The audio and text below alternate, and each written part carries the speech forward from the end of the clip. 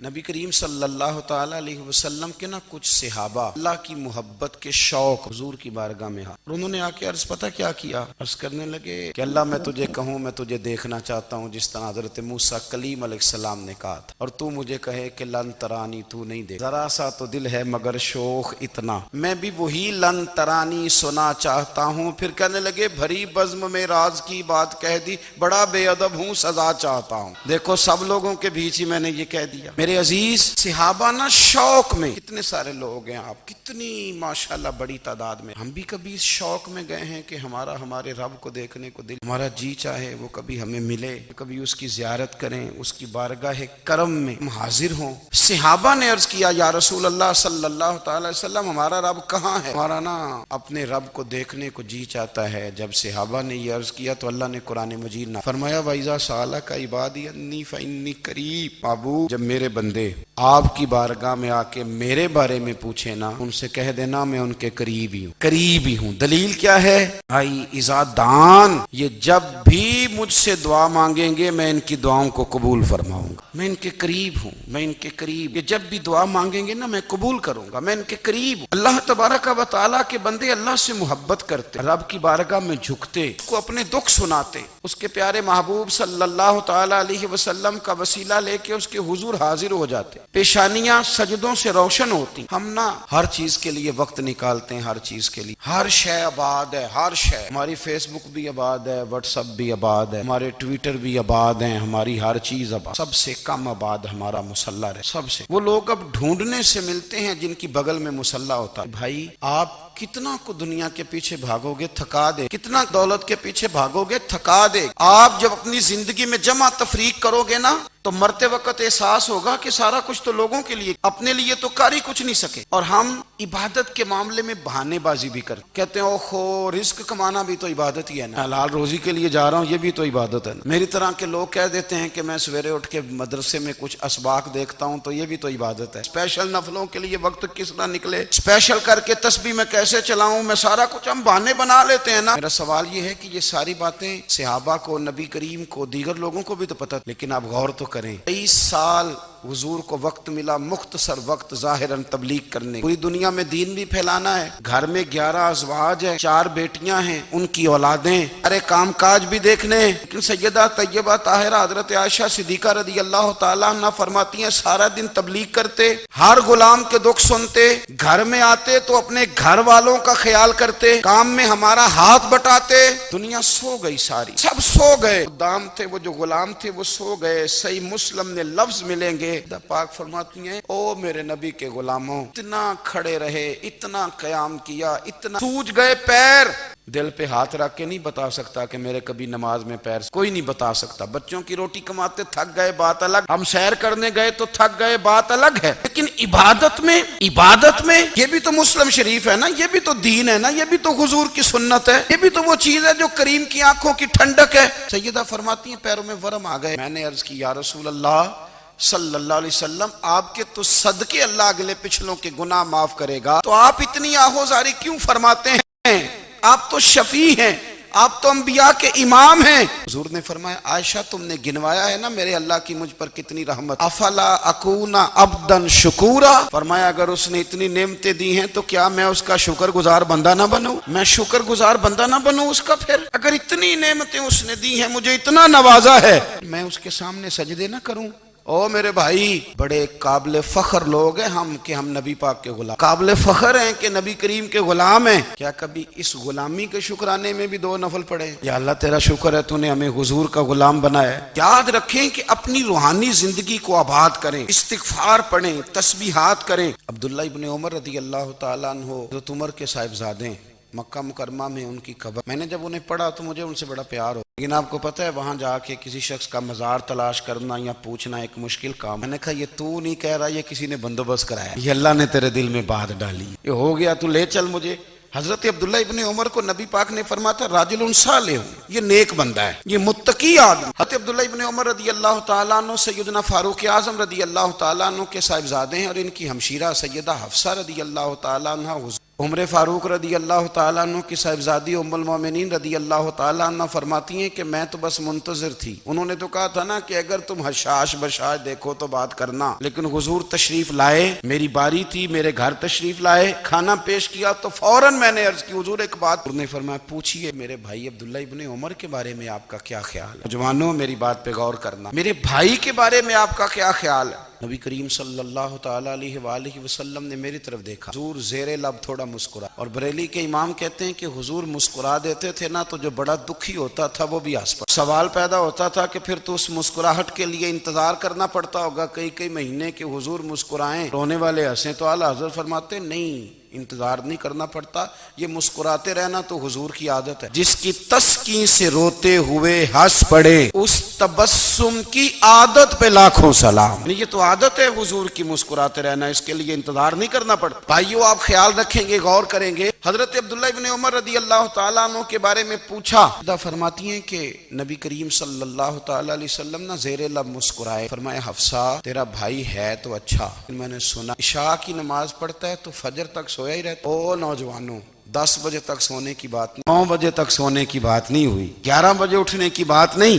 حضور فرمانے لگے میں نے سنا ہے کہ عشاء کی نماز پڑھ کے سو جاتا ہے اور فجر تک سویا ہی رہتا ہے. اسے چاہیے تہجد کے وقت اٹھا کر اللہ کی بارگاہ میں حاضر ہوا کرے، آہوزاری کرے، سجدے کرے، عبادت کرے. اٹھتا ہے اور فجر میں جا کے اٹھتا ہے. حفصہ رضی اللہ تعالیٰ عنہ کہتی ہے میں نے جناب عبداللہ ابن عمر کو پیغام دیا، میرے جوان بھائی سون. پاک نے فرمایا ہے تو اچھا، اور تہجد میں نہیں، نفل نہیں پڑھتا. او میری ملت کے جوانوں، مزہ نہیں آ جاتا؟ ساری دنیا سوئی ہو، ساری دنیا، اور بستر بھی گرم ہو اور نیند بھی پورا غلبہ کر رہی ہو، اور اچانک گھنٹی بجے دماغ میں، آنکھ کھلے، گھڑی پہ نظر پڑے 3:30-4 بجے کا پیغام گھڑی بتائے، اور کوئی چڑھتی جوانی والا اٹھ کے وضو کرے، اور جب وہ مصلی کھول کے بچھائے تو مدینے والے محبوب کہتے ہیں کہ ہر نماز پہ رب ثواب دیتا ہے، اور جو اٹھ کے تہجد کی نماز پڑھے اسے دیکھ کے تو رب مسکراتا ہے، جو اس کی شان کے لائق ہے، جو اس کی شان کے لائق، وہ مسکراتا ہے، خوش ہوتا ہے کہ میرا بندہ تہجد میں اٹھ گیا، وہ مسکراتا ہے. کاش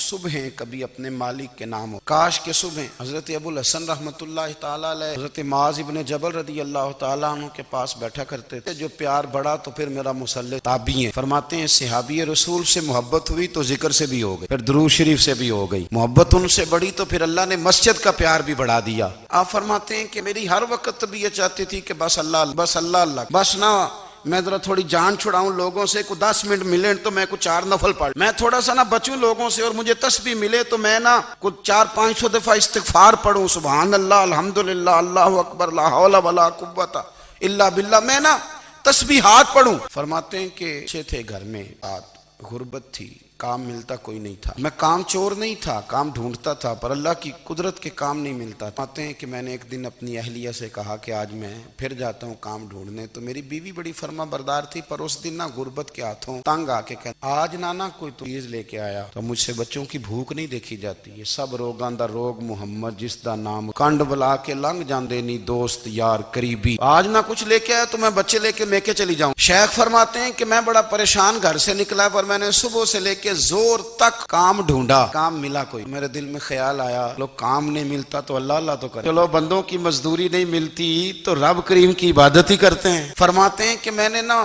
فرات کے پانی سے وضو کیا، نہر کے، شدید دھوپ تھی، ساتھ ریت تھی اور ریت تپ رہی تھی. میں نے اپنا رومال وہیں مصلی کے طور پر بچھا لیا. فرماتے ہیں کہ زور سے لے کر عصر تک نماز پڑھی، دھوپ بھی پورے زور پہ، پر میرے سجدے کا ذوق بھی پورے زور. فرماتے ہیں سورج بھی چمک رہا ہے اور رب کی عبادت کا ذوق بھی پورے زور پہ. میں سجدہ کروں تو پھر میرا اٹھانے کو جی نہ چاہے. میرے استاد لکھا کرتے تھے، یہ ان کا شعر ہے، وہ کہا کرتے تھے مجھے سوز مجھے نیم شب کا نیاز دے، دم سجدہ خود کو میں توڑ دوں، مجھے ایسا ذوق نماز. اور میں تیری بہار کا پھول ہوں، میں کھلا بھی ہوں تو تیرے لیے، مجھے میری شاخ سے توڑ لے، مجھے اپنی زلف کا ناز دے. بھائی فرماتے ہیں کہ عصر تک میں نے نفل پڑھے، دل ڈھلنے لگا، عصر کی نماز پڑھی اور میں وہاں سے چلا. اب میں جب نکلنے لگا تو دل میں خیال آیا کہ چھوٹی چھوٹی دیواریں ہیں گھر، بغیر کچھ لیے جاؤں گا تو بیوی دور سے دیکھے گی تو شور کرے گی کہ پھر خالی ہاتھ آ گیا. کہتے میں نے اپنے اسی رومال میں جس پہ میں نے نماز پڑھی تھی نا، رومال میں کیا کیتے پنجابی جو صافہ کہتے ہیں، اسی میں نا میں نے کچھ ریت بھر لی. وہ دور سے دیکھے گی تو سمجھے گی کچھ لے کے آیا، چلو جا کے اسے بتا دوں گا کہ آج پھر مزدوری نہیں ملی. کہتے ہیں وہ ریت لے کر جب میں گھر میں گیا تو پہلے بیوی دروازے پہ کھڑی ہوتی تھی، پوچھتی تھی خالی ہاتھ آ گئے ہو؟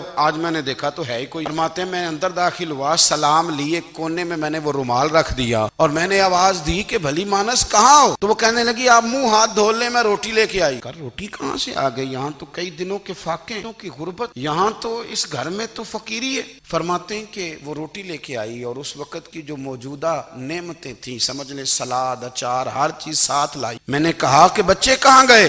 کہنے لگی وہ کھانا کھا کے کھیلنے گئے، آپ کھانا کھا لیں آ جاتے. کھانا اس نے چن دیا. میں نے حیرت انگیز لہجے میں ساری نعمتیں اپنے دسترخوان پہ دیکھ کر کے بیوی سے پوچھا یہ کہاں سے آیا کھانا؟ بچوں کو تو نے کہاں سے کھانا کھلایا؟ یہ سارا کچھ کیسا ہے؟ پتہ نہیں آج آپ کس کریم کی مزدوری کرنے چلے گئے، پتہ نہیں کس کریم کی. میرے گھر میں تو اتنی نعمتیں آئی ہیں کہ مجھ سے سنبھالی نہیں جا، اتنا اناج ہے، اتنا گندم ہے، کس کریم کے دروازے آج چلے گئے تھے؟ یہ کہتے کہتے وہ اٹھی، اٹھ کر کے کہنے لگی پہلے ہی بڑا کچھ آیا تھا، اب کیا لے آئے ہو؟ اور جا کر کے نا اس نے وہ ریت والا رومال کھولا. کہنے لگے میں تو لے کے آیا تھا ریت، تو میرے رب نے اسے بھی سونے اور ہیرے بنا دیا تھا. جب آپ کی توجہ اللہ کی جانب، میرے نبی پاک صلی اللہ تعالی علیہ وسلم نے فرمایا ہر چیز اپنے رب سے مانگ، ہر چیز مانگ، ہر چیز مانگ. یا رسول اللہ کیا کچھ؟ میرے محبوب نے فرمایا تیرے گھر میں نمک بھی ختم ہو جائے تو وہ بھی اپنے رب سے مانگا کر. تو مانگنا، وہ تجھے دے گا، تو اس کی بارگاہ میں کشکول طلب دراز تو کرنا.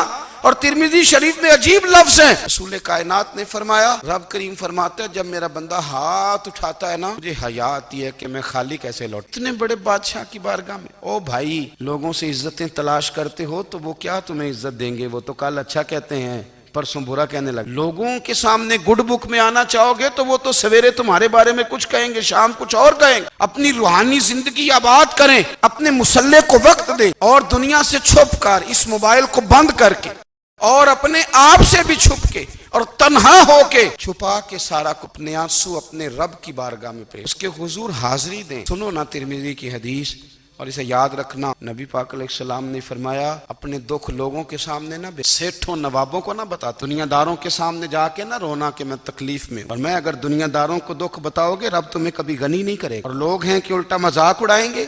آپ کی جس سے بڑی پکی یاری ہے نا، پکی تب تک پکی ہے جب تک آپ نے 50,000 مانگا نہیں. جس وقت آپ نے کہہ دیا کہ میں مجبور ہوں میری مدد کر تو پھر ختم ہو گئی دوست. لوگوں کی تعلقات آپ کے ساتھ تب تک ہیں جب تک آپ ان سے کوئی ضرورت وابستہ نہیں کرتے. کریم محبوب فرمانے لگے بندوں کے سامنے دکھ نہ بیان کرنا، اللہ تجھے کبھی غنی نہیں کرے گا. تو اپنے دکھ اپنے رب کو بتا، تو دعائیں مانگ، تو اس کی بارگاہ میں حاضر ہو، تو اس کے حضور عرض کر میں اپنے دکھ اپنے رب کو بتا، وہ جلدی کرے یا دیر سے کرے تجھے ساری دنیا سے بے نیاز کر دے گا، تجھے کسی کا محتاج نہیں رہنے دے گا. اپنے مسلح کو، اپنی دعاؤں. ایک بزرگ فرماتے ہیں میں نے دعا مانگنے کا طریقہ اپنی سیکھنے والے تو اپنے بچوں سے بھی سیکھنے والے تو ہر ایک سے کہتے ہیں میں نے دعا مانگنے کا سلیقہ اپنی بیوی سے سیکھا ہے. حضرت وہ کس طرح آنے لگے، میری بیوی نے مجھے کوئی کام بتایا، پیسوں کی ضرورت کے لیے کہا، تو میں نے اسے کہا کہ بھئی ابھی میرے پاس نہیں ہے، کچھ دنوں میں آتے ہیں تو میں دے دوں. عورتوں کی عادت ہوتی ہے وہ بار بار یاد کراتی ہیں. 2-4 دنوں کے بعد پھر اس نے کہا حضرت وہ میں نے کہا تھا کچھ پیسے، میں نے اسے کہا کہ ابھی میرے پاس نہیں ہے، کچھ دنوں میں ملتے ہیں تو میں تمہیں دے دوں گا.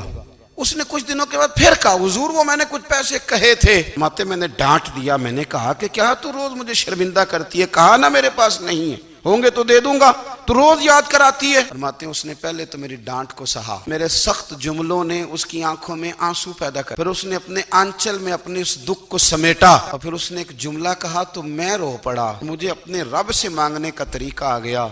مجھے کہنے لگی حضرت جی آپ نے ڈانٹ دیا میں نے سہ لیا، پر آپ ہی میرے شوہر ہیں، بتائیں نا آپ سے نہ کہوں تو میں کس سے جا کے. فرماتے ہیں میں رو پڑا اور میں کھل کے رویا اور میں تڑپ کے رویا اور پھر میری سسکیاں بند گئیں. کہنے لگی آپ کو کیا ہوا؟ کہ مجھے بھی دعا مانگنی. جب میں اسے کہوں گا نا اللہ میرا رب ہے، میں تجھ سے نہ کہوں تو میں کس سے جا کے، میں کیوں کسی بندے سے سوال کروں، میں کیوں کسی دنیا دار سے کہوں. میں تیرے بندوں کا، نیک بندوں کا وسیلہ لے کے، تیرے محبوب کی غلامی لے کے تیری بارگاہ میں آیا، تجھ سے نہ مانگوں تو کس سے مانگوں. سمجھ آ گئی ہے جب میں اس رنگ میں مانگوں گا تو پھر رب میرے اوپر بڑا ہی فضل فرمائے، وہ میرے اوپر بڑی رحمت کرے گا، وہ میرے لیے آسانیاں کرے. عزیز دوستو اس طرح کرنے لگ گئے ہیں کہ ہم نے نا اپنے تعلقات پر اعتماد کرنا ہم نے اپنی دولت پر اعتماد کرنا شروع کر، میرے پاس دولت بہت، ہم نے اپنے علم پر، اپنی شہرت پر اعتماد کرنا شروع کر دیا ہے کہ میرے پاس فلاں چیز بہت ہے۔ جب بے نیاز اپنی صفت بے نیازی دکھاتا ہے، بڑی دولتوں والے مجبور نظر۔ بھائیو، جب انسان کا رشتہ اپنے مالک کے ساتھ ہو پھر تو غم بھی کچھ نہیں کہتے، پریشانیاں بھی کچھ نہیں کہتی، پھر تو زندگی صبر والی، پھر تو زندگی توکل والی، پھر تو زندگی بھروسے والی، پھر انسان اپنے آپ کو رسوا نہیں کرتا، دنیا داروں سے امیدیں اس کی ختم ہو جاتی، امیدیں اللہ رسول سے لگا لیتا، مضبوط ہو جاتا ہے، مضبوط، طاقتور ہو جاتا ہے، خوددار ہو جاتا ہے، باوقار باعزت ہو جاتا ہے۔ حضرت بہلول دانا رحمۃ اللہ علیہ بیٹھے تھے تو ہارون رشید حج کر کے آ رہا تھا، رستے میں حضرت شیخ سے ملاقات ہو گئی تو السلام علیکم کے بعد کہنے لگا حضور کوئی حکم ہو تو بتائیے گا۔ تو بہلول دانا فرمانے لگے تیرا رب کون؟ کہا اللہ۔ تو فرمایا میرا کون ہے؟ اللہ۔ فرمانے لگے تو بڑا ہی بیوقوف ہے، کیا تو یہ سمجھتا ہے کہ رب ہارون رشید کو تو دے گا اور بہلول دانا کو بھول جائے گا؟ میرا بھی وہی رب ہے، میرا بھی وہی رب ہے، اس نے اگر تجھے دے کے آزمایا ہے تو ہو سکتا ہے مجھے نہ دے کے آزما رہا ہو، جب اس کی حکمت کے تقاضے ہوں گے تو عطا کرے گا اور دے گا، تو جا اپنا کام کر۔ بھائی اپنی روحانی زندگی، اپنی عبادات، اپنے وظائف، اپنے روزمرہ کے معاملات، اپنی دعائیں، اپنا استغفار، دیکھو مشکل کام تو نہیں، 2 رکوع ہیں سورہ واقعہ کے، اگر رات کو پڑھ کس طرح یہ بات بیان کروں کہ تعویذ بانٹنا آسان ہے اور وظیفہ بتانا، سارا دن تعویذ بانٹیں تو لوگ لینے کو، اور اگر آپ وظیفہ بتائیں تو کہتے ہیں تو مشکل۔ او خدا کے بندے، اگر آپ کا تعلق قرآن پاک کے ساتھ مضبوط ہو، قرآن پاک کے ساتھ اگر آپ کا رشتہ ہو، لوگ سفارشیں ڈھونڈتے ہیں نا دنیا میں، کوئی تعلق مل جائے تو میرا کام ہو جائے، دنیا میں اتنا مشکل معاملہ ہے، آخرت میں مجھے بتائیے گا کتنا مشکل معاملہ ہو۔ میرے نبی پاک صلی اللہ تعالی علیہ وسلم نے فرمایا جو لوگ سورہ ملک پڑھا کرتے تھے نا، سورہ ملک، سورت ملک قیامت میں ان کی سفارش کرے گی اور اس طرح کرے گی کہ کہے گی اے اللہ یہاں اس بندے کو جنت میں داخل کر دے یا مجھے قرآن پاک سے علیحدہ کر، رب فرمائے گا جا اس کا دامن تھام کے اسے جنت تک پہنچایا۔ آپ بات کو سمجھیں، جب آپ کے تعلقات اپنے معاملات کے ساتھ مضبوط ہوں گے، یہ نبی کریم نے وعدہ کیا کہ تو سورت واقعہ پڑھ تیرے گھر میں فاقہ نہیں آیا۔ حضرت عبداللہ ابن مسعود رضی اللہ تعالیٰ عنہ بیمار تھے تو حضرت عثمان غنی رضی اللہ تعالیٰ عنہ تیمارداری کے لیے تشریف لے گئے اور جا کر کے کہا کہ آپ بڑے بیمار ہیں، آپ کی بیٹیاں زیادہ ہیں، میں چاہتا ہوں کہ خزانے میں سے کچھ مدد کروں۔ سیدنا عبداللہ ابن مسعود رضی اللہ تعالیٰ عنہ اٹھ کے بیٹھ گئے اور کہنے لگے امیر المومنین اللہ آپ کو میری طرف سے، میری بیٹیوں کی طرف سے بہتر صلہ دے، میری بیٹیوں کو کسی خزانے کی ضرورت، میں نے انہیں خزانہ دے دیا ہے۔ کہا جناب آپ نے کون سا خزانہ دیا ہے، میں آپ کے مالی معاملات کو جانتا ہوں۔ تو فرمانے لگے امیر المومنین میرے نبی کریم نے فرمایا ہے جو سورت واقعہ پڑھے اسے کبھی فاقہ نہیں آتا، میں نے بیٹیوں کو یاد کرا دی ہے، یہ خزانہ میں نے انہیں دے دیا ہے۔ وہ سارے والدین سنیں جو بیٹیوں کے لیے پریشان رہتے ہیں۔ حضرت عبداللہ ابن مسعود نصیحت کر رہے ہیں، فرمانے لگے میں نے سورت واقعہ یاد بھی کرا دی ہے، پڑھنے کی عادت بھی ڈال دی ہے۔ حضور نے فرمایا ہے جو سورت واقعہ پڑھے اسے فاقہ نہیں آتا۔ کہنے لگے چاند تو اپنی جگہ چھوڑ سکتا ہے، سورج گر سکتا ہے، تارے ٹوٹ سکتے ہیں، پر مدینے والے رسول کی بات غلط نہیں ہو سکتی۔ حضور نے فرمایا فاقہ نہیں آئے گا تو انشاءاللہ کبھی بھی نہیں آئے گا۔ کرنے کا کام یہ ہے، معاملات، اپنی عبادات، اپنی دعائیں، 10 منٹ عادت ہو جائے نا دعا مانگنے کی علیحدہ۔ حضور نے فرمایا جو فرض نماز کے بعد دعا مانگے اللہ اس کی قبول۔ نبی پاک صلی اللہ تعالی علیہ وسلم نے فرمایا اللہ مسافر کی دعا قبول۔ حضور نے فرمایا اللہ مظلوم کی دعا قبول۔ حضور نے فرمایا بیمار سے دعا کراؤ اللہ اس کی دعا قبول۔ میرے نبی پاک نے فرمایا ماں باپ جب بھی اولاد کے لیے ہاتھ اٹھائیں، ویسے تے بلے شاہ تو آسمانی اڈدیاں ہی پھڑ، جڑا گھر بیٹھا انہوں بڑھیا ہی نہیں۔ حضور فرمانے لگے ماں باپ جب بھی اولاد کے لیے دعا فرمائیں اللہ ان کی دعا کو قبول کرتا ہے۔ آپ اپنا تعلق دعا کے ساتھ، عبادت کے ساتھ، مصلی کے ساتھ، رشتہ استغفار پر۔ صلاح الدین ایوبی لیبی جنگوں میں تھے، رات کو مسجد اقصی میں نماز پڑھی تو پریشان، بزرگ سے ملاقات ہوئی تو وہ کہنے لگے کہ آپ بڑے پریشان ہیں۔ کہنے لگے پریشان اس لیے ہوں کہ پہلے ہی مسلمان کمزور ہے، اب میں نے سنا ہے دشمن کا ایک بحری بیڑا وہ جنگی سامان سے بھرا ہوا آ رہا ہے، اب ان کے پاس اور تلواریں اور نیزے آ جائیں گے، مسلمانوں کے پاس پہلے ہی وسائل کی کمی ہے، پریشان ہوں کس طرح کر کے مقابلہ کریں گے۔ بات کہتے ہی صلاح الدین ایوبی نے بزرگوں سے کہا حضور آپ بھی دعا کی بڑی طاقت ہے۔ نبی پاک نے فرمایا دعا مومن کا ہتھیار، دعا مومن کا۔ حضور نے فرمایا تقدیر کو سوائے دعا کے کوئی چیز نہیں، دعا مومن کا ہتھیار ہے، یہ کافر کے پاس کوئی نہیں، یہ ہتھیار ہے مومن کا۔ اللہ کرے آپ کو سمجھ آئے. پھر سنیں, کئی بار کہہ چکا ہوں یہ ہتھیار ہے. کافر کے مقابلے میں جو تیرے پاس سب سے بڑا ہتھیار ہے وہ دعا ہے. دعائیں کرانی چھوڑ دی, کرنی چھوڑ دی, لینی چھوڑ دی. حضرت سیدنا انس بن مالک رضی اللہ تعالیٰ عنہ فرمایا کرتے تھے, میں نے وہ رنگ دیکھا ہے جب حضور دعا مانگتے تھے اور حضور کی مقدس آنکھوں میں آنسو بھی ساتھ ہی بہا کرتے. میں نے وہ انداز دیکھا. صلاح الدین ایوبی بزرگ سے کہنے لگے آپ بھی دعا کیجیے, اور خود رونے لگے اور سر سجدے میں رکھ کے, اور عشاء سے لے کر فجر تک روئے, خوب روئے. صبح وہ بزرگ آئے, صلاح الدین ایوبی کا خوبصورت اور ہنستا ہوا چہرہ دیکھا. کہنے لگے آپ بڑے خوش ہیں, رات تو میں نے بڑے روتے ہوئے دیکھا تھا. تو کہنے لگے حضور وہ جو بحری بیڑا آ رہا تھا نا وہ پانی میں ڈوب گیا ہے, وہ نہیں آ رہا, ابھی خبر آئی ہے تو میں بڑا خوش ہوں. حضور کہنے لگے اٹھ سینے سے لگ, اور سونے ایک بات, وہ بحری بیڑا پانی میں نہیں ڈوبا, وہ تیرے آنسوؤں میں. وہ جو تو رات رویا ہے نا رب کریم کی بارگاہ میں, تو وہ ڈوب گیا ہے. مصلی کا, عبادت کا, وظائف کا, اللہ اللہ کا سلسلہ, اس کو مضبوط کر, اپنی کے تعلق کو مضبوط. آئیں بڑے انقلاب برپا کر دیتی ہیں. تھوڑے تھوڑے نا جب سے خشک ہوئے ہیں نا, خشک. میری تو جماعت ہی صوفیاء کی جماعت, تو داتا علی اجمیری کی جماعت, ہم تو خواجہ اجمیری کی جماعت, ہم تو شیخ احمد فاروق سرہندی کی جماعت, تو صوفیاء کی جماعت. ہماری جماعت نے بھی وہ تعلق جو ہمارے بزرگوں نے بنایا تھا. بزرگ اللہ کے قریب کیسے جاتا ہے؟ ہمارے یہاں نا بہت سارے لوگ کہتے ہیں جی نظر ہو گئی تو کام ہو گیا. بھائی جو بخاری مسلم میں طریقہ ہے نا اللہ کا قرب پانے کا, وہ تو نفل ہے. نبی کریم علیہ الصلوۃ والسلام نے فرمایا بندہ نفلوں کے ذریعے رب کے قریب جاتا ہے, اتنا قریب جاتا ہے کہ پھر اللہ اس کی زبان بن جاتا ہے, اللہ اس کی آنکھیں بن جاتا ہے, کان بن جاتا ہے, ہاتھ اور پیر بن جاتا ہے. یہ تو عبادت ہے, یہ تو اللہ کی بارگاہ کی حاضری ہے جو آپ کو اللہ کے قریب کرے گی. اپنے نماز کو اہمیت دے کے ادا. نمازیں موبائل بند کر. دیکھیں نا کچھ لوگ کہتے ہیں مجھے ٹائم نہیں ملتا نماز کا, تو میں کہتا ہوں یہ آپ نے بڑی جرت کی. کو میرا پیر بھائی کہہ دینا میرے پاس ٹائم نہیں آپ کو ملنے کا, تو میں کہتا ہوں آج کے بعد آنا. کیا سمجھتا ہے تو بہت بڑا آدمی ہے, تیرے پاس ٹائم نہیں ہے اور ہمیں ملنے کا ٹائم. موج کر, آپ نے اللہ رسول کو ہی کہہ دیا ٹائم. اور عجیب فلسفہ ہے نا, کہا جائے نماز پڑھنے آؤ تو کہتے ہیں کپڑے ٹھیک نہیں, اور کہا جائے کہ آؤ ذرا دعوت پہ چلیں تو کہتے ہیں ایک منٹ ٹھہر میں کپڑے بدل کے آیا. نماز کے لیے کہا تو کہتا ٹھیک نہیں, دعوت کے لیے کہا تو کہتا میں ذرا تیاری کر لوں, یوں جانا مناسب نہیں. ٹھیک نہیں. رب تو فرماتا ہے کہ جب تم مسجد میں آئے تو زینت اختیار کر کے خوب ذوق سے دعا مانگ, خوب شوق سے نماز پڑھیں, خوب استغفار کا مزاج بنائیں. آپ لوگوں کے بیچ رہ کے سوکھ حاصل کرنا. آپ کو پتہ ہے کئی مہینے غار ہرا میں رہنا بھی مدینے والے محبوب, ہر سال اعتکاف بیٹھنا الگ سے, یہ بھی حضور کا طریقہ. مسجد نبی کے اندر دروازہ کھلتا تھا نبی کریم کا, پر گھر کے اندر نفل پڑھے. نور فرماتے ہیں کچھ نفل نماز گھر میں بھی پڑھا کرو, گھر کو قبرستان نہ بناؤ. ہمارا گھر اللہ کے ذکر سے آباد ہو. اگر ہم نماز پڑھیں گے نا, میں جب سنت پڑھنے کے لیے گھر میں کھڑا ہوتا ہوں تو میرا جو 2.5-3 سال کا بیٹا ہے وہ بھی میرے ساتھ نماز پڑھنی شروع کر دے. اسے پتہ کوئی نہیں نماز کیا ہو, لیکن وہ بھی نا سجدہ نہ بھی کرنا ہے تو ساتھ لیٹ ضرور جاتا. پتہ چلا بچے لیکچر دینے سے نماز نہیں پڑھتے, نماز شروع کر دیں تو بچے بھی شروع کر. ہم جب پریشان ہوتے ہیں تو لیکچر دیتے ہیں, تو لیکچر تو باہر شاید چل جائے, گھر میں کیسے چلے گا, گھر میں تو عمل چلے گا. تو میرے عزیز آج کے اس روحانی